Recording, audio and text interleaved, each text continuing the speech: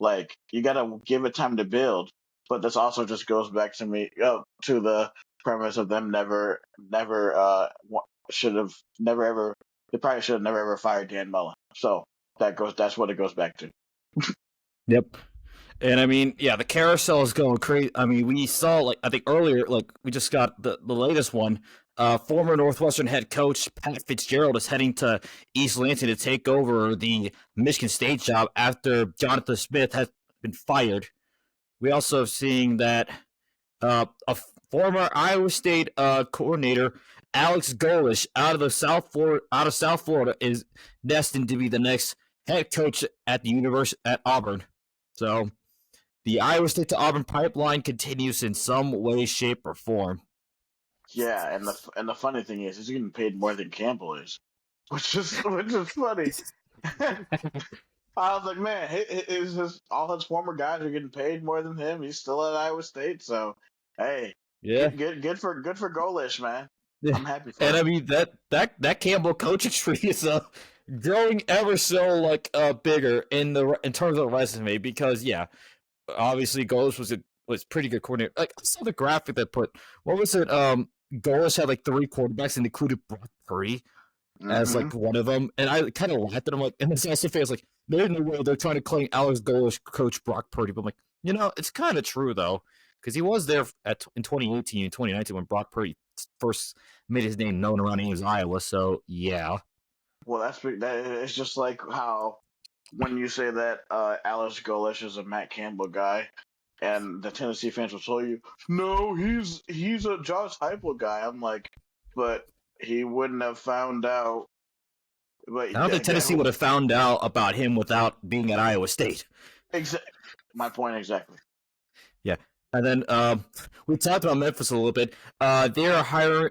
Memphis is Ryan Silverfield is expected to be named the next head coach at the University of Arkansas.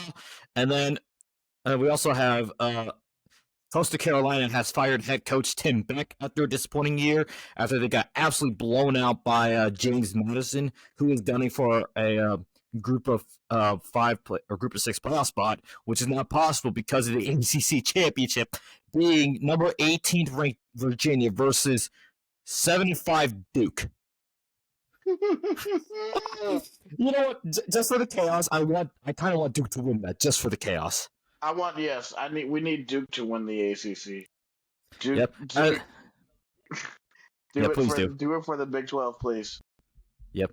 And then this is the big one that has got everybody going crazy.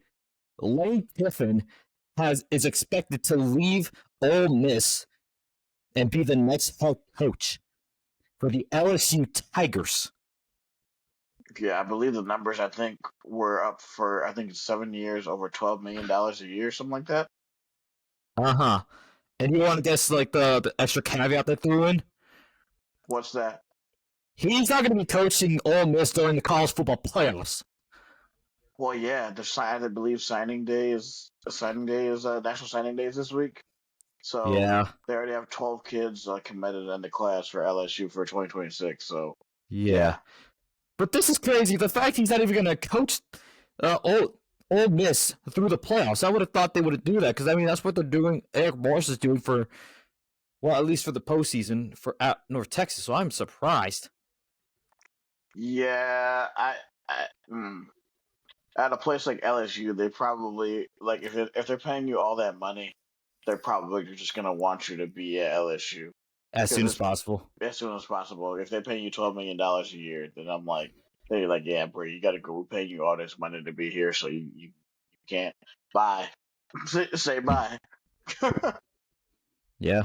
So yeah, that's the coaching carousel sort of things, and yeah, I think there's nowhere further we can really go with the coaching carousel other than topping it with Lane Kiffin going to LSU and leaving Ole Miss after the Egg Bowl, and that whole thing got drawn out. But real quick, a few minutes ago, this just got put out by the volleyball team. So Iowa State volleyball will be heading to Minneapolis to take on the St.